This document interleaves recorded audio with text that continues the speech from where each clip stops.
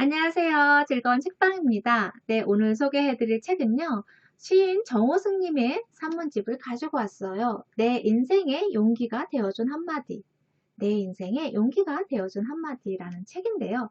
예전에도 한번 소개를 해드린 적이 있거든요. 오늘은 걱정에 대한 부분이 있어서 그 부분을 소개해드리려고 가지고 왔어요. 우리가 생활하면서 걱정을 안 하고 지내는 날보다 걱정을 하며 지내는 날이 아마 더 많으실 거예요. 그런 걱정에 대해서 어떻게 말씀하시는지 그 부분을 소개를 해드릴게요. 걱정은 돌 하나도 옮길 수 없다라고 말씀을 하세요. 걱정은 돌 하나도 옮길 수 없다. 먼저 책 내용을 읽어드릴게요. 명동성당에 가면 지하 입구에 이렇게 써 있대요. 왜 걱정을 하십니까? 기도를 할 수 있는데, 기도할 수 있는데 왜 걱정을 하십니까? 그렇게 써 있대요. 그래서 작가님도 아침에 눈을 뜨면 바로 자리에서 기도를 시작한다고 해요. 그런데 대부분이 보면 걱정이 되는 것, 그런 일들, 그런 것들을 안 하게 해달라고 하는 기도가 참 많더래요. 그래서 그런 부분에 대한 책 내용을 읽어드릴게요. 나를 위한 게 아니라 남을 위한 것이라야 진정한 기도라는 것을 저도 잘 압니다. 나의 고통보다는 남의 고통을 위해 기도해야 기도가 이루어집니다. 기도의 진정한 뜻도 거기에 있습니다.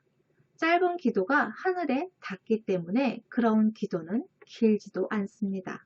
그런데 제 기도는 아주 깁니다. 제가 욕심이 많고 원하는 게 많으니까 자연히 길어질 수밖에 없습니다. 그런 기도를 하지 않으려고 해도 자꾸 그렇게 됩니다. 그건 제 삶이 그만큼 불안하고 근심, 걱정이 많다는 뜻입니다. 그러나 그렇게 기도를 했다고 해서 걱정이 없어지는 건 아닙니다. 기도가 끝나자마자 걱정은 또 꼬리에 꼬리를 물고 이어집니다. 네, 걱정을 없애달라고 기도를 하지만 그 걱정이 없어지나요? 아니죠. 그대로 남아 있잖아요. 그러한 걱정에 대해서 실험을 한 이야기가 나오거든요. 그 부분을 소개를 해드릴게요.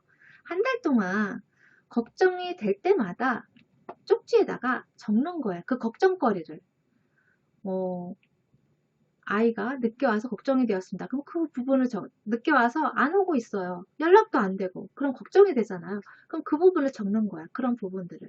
그리고 부모님이 뭐 기침을 하시는데 너무 오래 가고 있어요. 그런 부분에 대해서 또 걱정하는 부분에 대해서 메모를 하고 그런 것처럼 하루에도 몇 번씩 드는 그런 걱정이 들 때마다 다 적어서 상자에다 담아 놓는 거예요. 한 달 동안. 다 담아 놓고 나중에 한 달이 지난 다음에 꺼내 봤더니 대부분의 90%는 뭐 기억도 안 나는 것도 있고 그리고 또 걱정해봤자 소용도 없는 것도 많고 내가 이걸 걱정했었나? 그런 부분도 있었고 그런 것처럼 쓸데없는 일들이 더 많았다는 거예요. 쓸데없이 하지 않아도 되는 걱정거리가 더 많았다는 거예요. 정말 중요한 걱정거리는 10%밖에 안 된다는 거예요. 그만큼 걱정은 정말 하면 할수록 끊임없이 계속 떠오른다는 거예요. 거짓말을 하면 할수록 눈덩이가 되어 간다고 하잖아요. 그런 것처럼 근심, 걱정도 똑같이 내가 하면 할수록 눈덩이가 되어 간다는 거예요. 그만큼 좋지 않다는 거죠.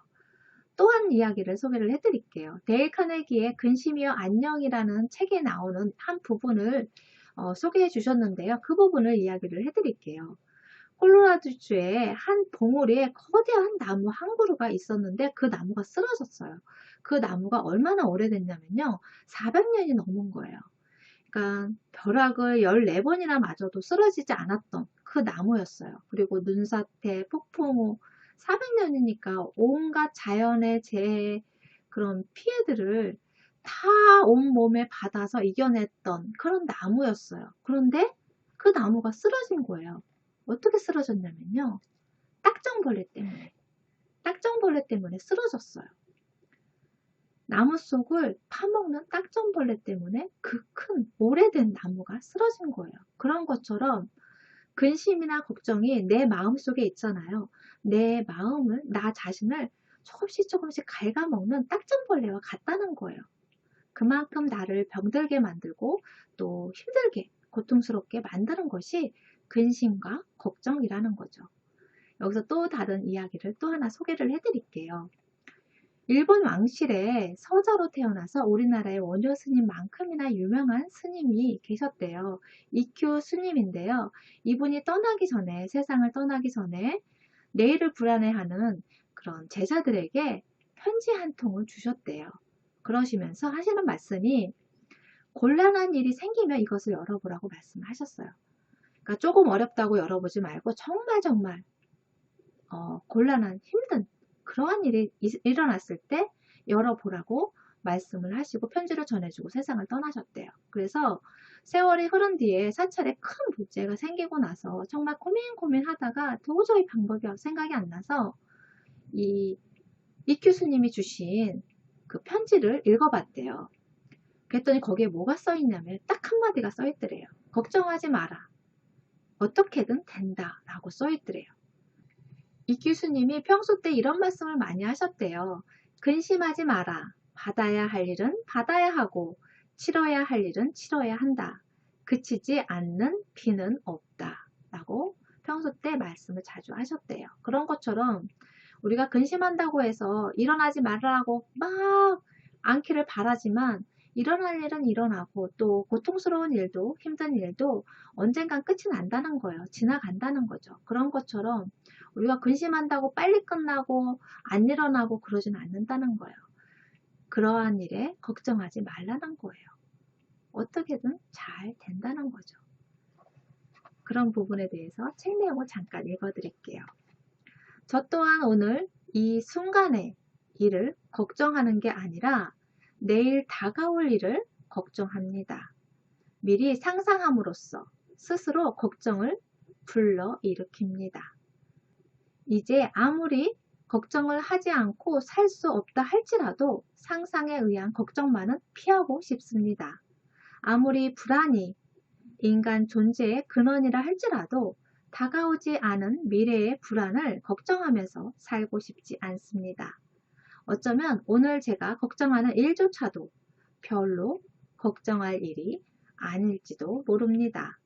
걱정은 거리에 돌멩이 하나도 옮길 수 없습니다. 네, 오늘을 행복한 오늘을 소중한 오늘 하루를 걱정으로 하루를 보내는 것이 아니라 즐겁고 감사하고 좋은 일들로 가득한 하루를 보내셨으면 좋겠어요.